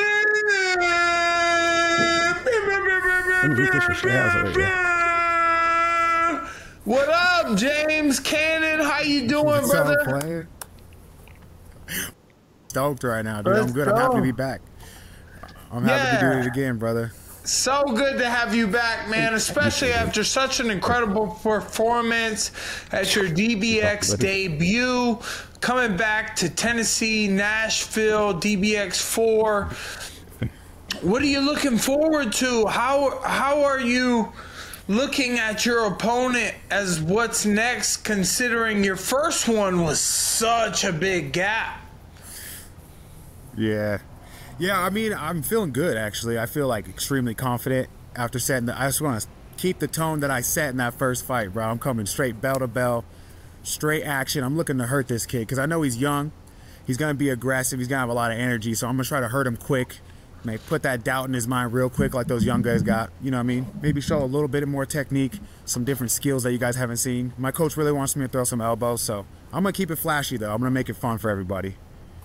You seem like a very flashy fighter. I mean, the way that coming off a big win against Hector Lombard in a very short first round, both of you guys met in the middle. You came out swinging, and you backed him into a corner and clipped him. And no one saw it coming, and you told me to my face something about don't you ever doubt me again. I was hyped. I was so hyped just from when we first met. You walked by me at weigh-ins. You were like, "Yo, you got a tough fight, kid," and I'm like, "Bro, I'm ready to like." He's got a tough. This is crazy to me that's a tough. It's cool because my record is what it is, you know. But these guys, they want to take me down every time. I hit people and they look at me different. They get that wild look in their eyes. I know you know what it's like when you hit a dude and you feel it in your hands and they start looking for another way out, right? And so my grappling has never been there at that higher level, and I understand that. That's why since before your guys' first show, I've been in the messages like, let me in. This is exactly what I'm talking about. Like, and me and my manager even talk about laughing when we first heard about it. Like, this is the perfect organization for Mike Perry to promote. Like, this is exactly the type of style he throws. I'm like, I'm down. I'm game for that. And I don't waste any time filling people out. I don't put on any boring performances. As soon as that bell rings, you're getting all action. I know what these people pay for. I know what they want to see. I'm hot on the mic. I got a lot of energy, and I'm ready to go. I just needed a shot. You know what I mean? I just need a shot, brother. Bro, let's go, bro. James Cannon is here. He's in the building. DBX 4, October 30th. Yeah. It's going to be an incredible show yet again. I mean, I can't lie, James. You don't have this physique that shouts, I'm throwing these power punches. Yep. And... you know, coming up with your next opponent, like, what do you know about your opponent, and how are you going to come into this fight after facing such a big name and dismantling them and then coming into your next fight? Yeah, I mean, like, with the weight thing, it's like, I've been all up and down. I fought at 170. I fought at heavyweight when I was 18. I was super fat. You fought at 170? I never really had... Yeah, dude, I was dying. I was on death's door. Like, you understand? God. Just no food. I'm dying to get down there, you know? But it's what you have to do to get these fights. And I know if I can knock out a heavyweight, I could sleep a 170 pounder. Oh, wow. And at 170, these guys are hitting me, and it's kind of like a kid. It's like a little kid's hitting you, you know? Especially when I'm used to heavyweights. And I spar with and train with heavyweights and 205ers. So it's like there's no danger with these small dudes. So that's why I'm going out so aggressive. I'm putting them on their back foot. I'm not afraid of anyone. And with the physique, like at 185, I'm about to be cut up. Like I'm already popping abs right now on the way down. So I'm gonna look a little different at this 185. This is a different weight class than last time. Yeah, so I'm gonna look completely different. Our matchmakers are throwing a circle on me. I didn't see that one. Yeah, you're cutting a little more. I think it's smart. It's smart. I see the guys in the 185-pound division. Them 205ers look big, but I just see taking both. Like I'm not trying to say anything yet, you know what I mean? But if I get one strap, I'm trying to go up to get the other. I'm trying to two-time it, you know. I'm 30. I'm ready to go. You know what I mean? I'm trying to tell you, I'll be bouncing all up and down there. I'm not afraid of anybody. You know what I'm saying, brother? I tell you what, man, the nice guys with the glasses today, they're on fire. They've been on a violent streak. They're on a violent streak, yeah. Yeah, you guys are super violent, and you're calculated about it. Yeah. Mm-hmm. I got to quit. Yeah, that's how I'm feeling about this next opponent. Oh, you a good player? Yeah, well, I mean, sorry, I didn't mean to cut you off, but I am curious because you kind of touched on it at the beginning. You do look at your MMA record, and obviously not disparaging you, you know, hit and miss. Like, how does it feel? Like, how validating was it for you? Because you're talking about, you know, you guys found like a rule set you could really thrive in. Your first opportunity outside of MMA rule set is against Hector Lombard, and you clean him out. Like, what did that do for your validation to your career path, where you want to go in this sport? It changed everything. It's honestly like it's a revitalization. Like I feel completely like a new fight. Like I'm 1-0. You know what I mean? Like I went from my MMA record is what I'm 1-0. You know what I mean? So if you ask me, I'm undefeated right now. And my only opponent is ex-world champion, legend Hector Lombard. So, you know, that was my first fight. And I got hands. And I've been telling people for years I got hands. I've been saying, like, if I put my hands on you, you're going to sleep. But it's rough in MMA because you can't commit to striking the way you can in DBX, right? Like the way you set up the rule set, I can commit to every single shot. I'm not pulling anything. And what the worst thing that could happen, dude's going to hit me back. Yeah, that's every day for me, you know. And then the gloves you guys chose were perfect. I spar in those gloves. Ooh, so nice. I'm not going to feel any danger, right? I throw heat in the gym with my teammates every day with those gloves. So coming into the fight, it's like, and that's how I look at it. If this kid your teammates were to walk into my gym, your teammates, I mean, I try to be nice about it, dude. Hector was known for that, knocking people out and sparring. You know, I saw everybody, all the interviews, like, you're not afraid of him. I got nothing to be afraid of. You know, but they don't know until they know. And once I show them, I just got to keep the same tone going, you know. And with this kid, if he'd have walked into my gym on a random Sunday, we'd be sparring. I wouldn't even think twice about it. We put on the same gloves we're about to fight in, and we start throwing hands. So there's really no, like, all the lights and the people, that's all extra stuff that tries to make you nervous about the fight. But with me, I'm like, that's what I was born for. Like, give me the light. Give me that shine. I'm ready to go. You know, I'm ready to spit on the mic when I get the mic. I'm ready for these big highlights. I'm here for it. I'm old enough now where none of that's gonna make me nervous. You know, I got bigger fish to fry. So this is fun for me. This is every day. You know, this is a good time. I love fighting. You know. This is kind of like to stack onto that last question, but like, because it just made me kind of think of it.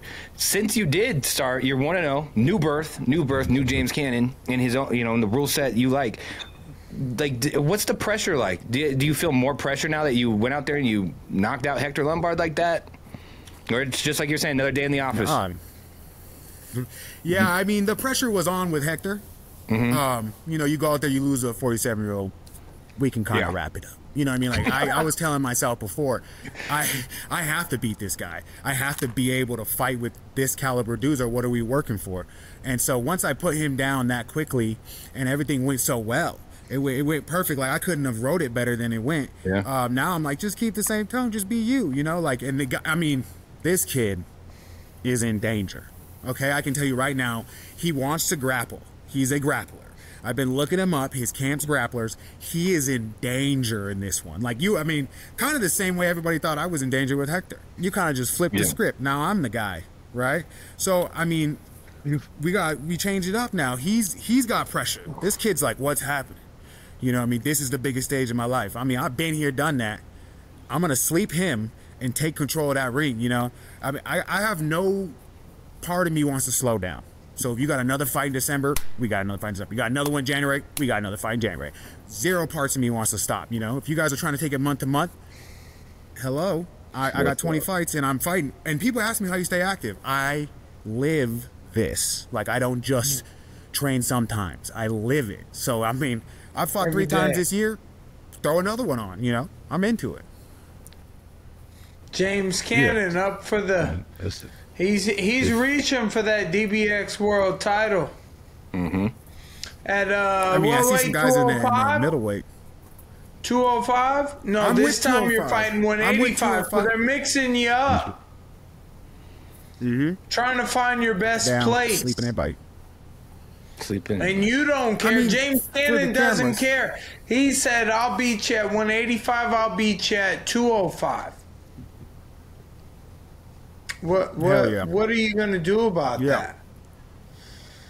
It's going to be rough for these guys. I see the guys. Hell yeah, brother. I mean, hey, look, it's so inspiring. Like I said before the fight, I'm like, I love your style.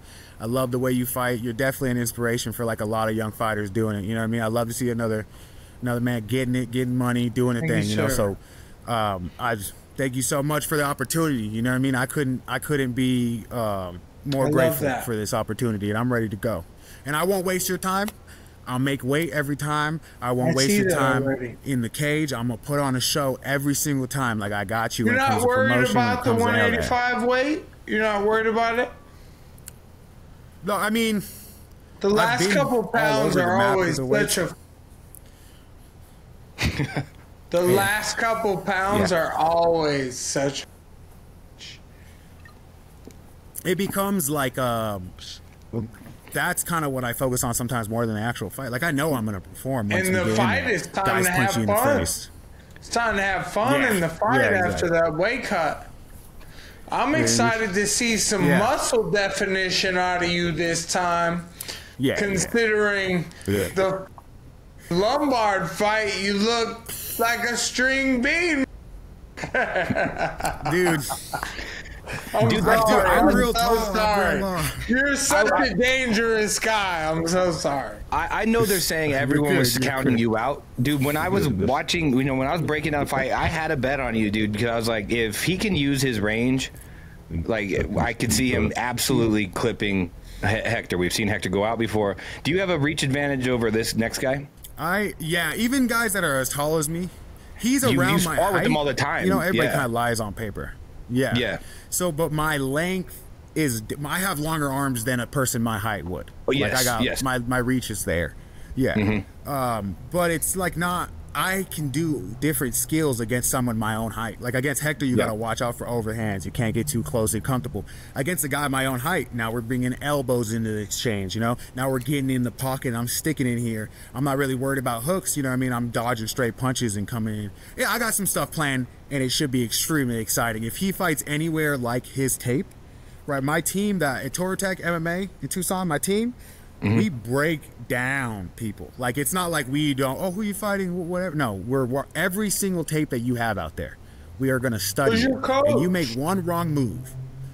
Anthony Burchak, Dion Class, the guys that are with me out there. Really? Anthony Burchak used to be in the UFC. Oh, I know who that is. Dion Class is a monster. Yeah.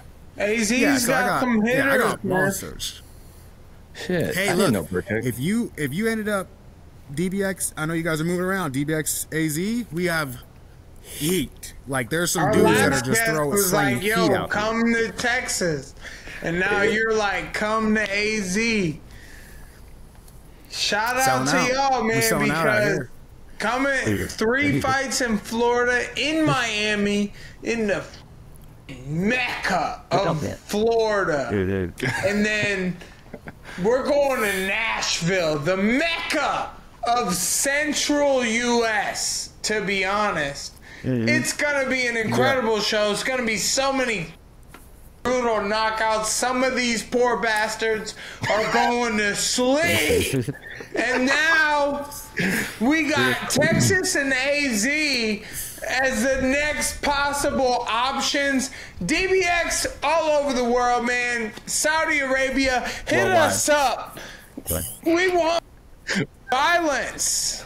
We'll take that oil money. Yes. I'll Let's fight go, anyone. Mac. Help me anyone out, on bro. the planet. I'll fight anyone. I'm Hell into yeah. it, dude. I know it, I got. Cannon. You could serve up anyone. I've been trying to tell people in this, if you're anywhere near me in the weight classes and you want people have been talking since I knocked out Hector. I mean, in the comments, people going crazy, calling me out. Every other guy, I want him. And I just want to get the message really clear to you guys, and to all the guys in the comments. I don't care where you train. I don't care who your coach is. I don't care where you live. I don't care what you pray to. If you sign a contract against me, protect yourself at all times, because I'm doing straight heat. I'm going to put you on the canvas, and I'm not going to stop until the ref peels me off. This is not a game. If you sign a contract with my name on it, send your prayers soon, bro. You're going to meet somebody. I'm not playing. I'm not playing with these boys. Let's go. Let's go, dude. Let's go, James Cannon. That's what I'm talking about, bro. I need to know, you did mention you see some names out there in the weight classes you can get to. You want to name any of those? Like, who you looking at? You get through this guy. Any call I ain't trying out? to hate. Yeah. I don't want to hate, but if this goes It's well, not hate, brother. and I'm It's at all lift 185, up.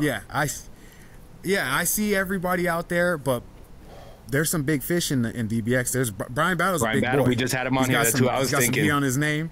Battle versus Cannon. And I understand. Just listen I to know what that. the matchmakers are thinking. Hold on now. They wanted me to fight Battle at 185. And Platinum black on Perry black crime. versus James Cannon. We need to see a winner first. We need Cannon versus Battle. Okay. Whoever wins fights Platinum Perry. I'm getting a little nervous, man. Yes, that's a plan. That's a plan. That's a plan, player. Hey, look, hey, it's all love, but in the ring, dude. If I sleep bad, That's all last. Hold on now. I'm just playing. I'm trying to step into your lane though. I want some influencer bodies, bro. There you go. I hear you. Hold on. Real quick. I'm not an influencer body. No, you got some influencer bodies. Oh, okay. You fought Jake Paul? You know, I fought Jake. I'm trying to get on that. I'm trying to see what that's like. I hear you. I'm trying to see how you did. I'm trying to follow in your shoes. I'm trying to fight Jake do again. That should fight me bare knuckle at 200 pounds. Hell yeah. What Never would. I think bare knuckle at 200 pounds is a different fight and me versus Jake Paul. I think me versus Jake Paul in any fight, whether it be boxing, DBX, or bare knuckle, is a different fight considering what I've learned from the first one and what I have to bring to the second one. So thank you, Cannon. Yeah, I think that fight again is crazy. That's all good with me, man. It's all. Hell yeah. You know, I love to see a warrior strive and attempt and make those adjustments. So, you know, I can't wait to see you October 30th. Same. Hell yeah. Thank you guys for the opportunity again. Like, you guys paved the way for us young fighters, and we look up to you, and I'm stoked to be a part of it. I'm stoked to be a part of this journey and to be a part of DBX the way I was and I love your coming in energy. the future. I'm happy. Yeah. Thank you so much, bro. I mean, you're an inspiration. I love to see a man work like that and succeed the way you succeed and take the opportunities the way you take the opportunities. You're a real fighter. And so I see that. A lot of real fighters see that, and we take a lot of inspiration from that. We see, like, okay, it's possible to make these big moves in the game the way you're doing it. And it's like, I love that. I've been watching you forever, so I love to see a good guy win, you know? Well, it's good October problems. 30th, There's good DBX 4, it's the next level of fighting competition. It's everything that you want to see. It's nothing that you don't want to see.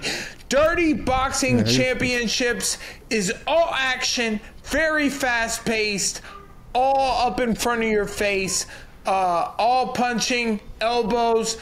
There's nothing like a DBX4, and I can't wait to see James Cannon return. James, if there's anything you want to let our fans know, please, the floor is yours. Okay, yeah.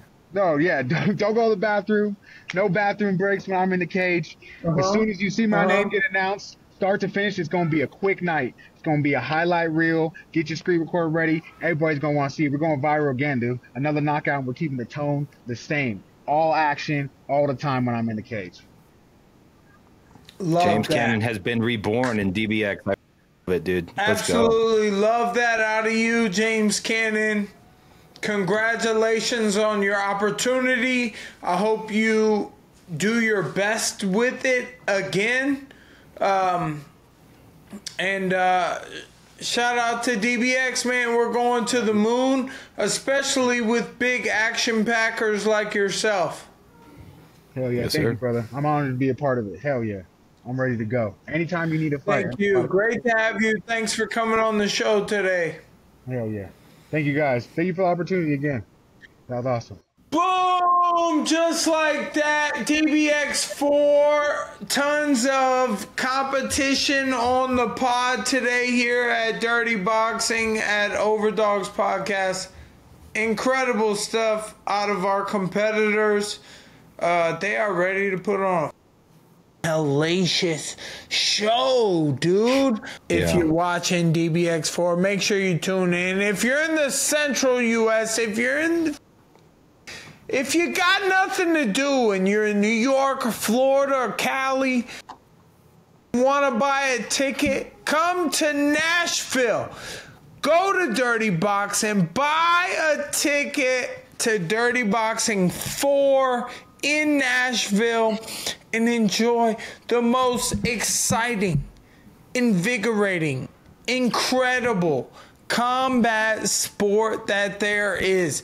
Dirty Boxing is a mixed boxing, mixed martial arts that is for the entertainment of everyone watching. All action at all times. Can't beat it. DBX4 coming October 30th. Incredible main event. Gold medalist from the Olympics against a very violent Blue collar Billy. He's coming for no jokes, man. And then Bryan Battle, co-main. Just more incredible matchups on the card. Just tons. Really tons. And, you know, UFC, man. It's boring. They're going to grab and hold.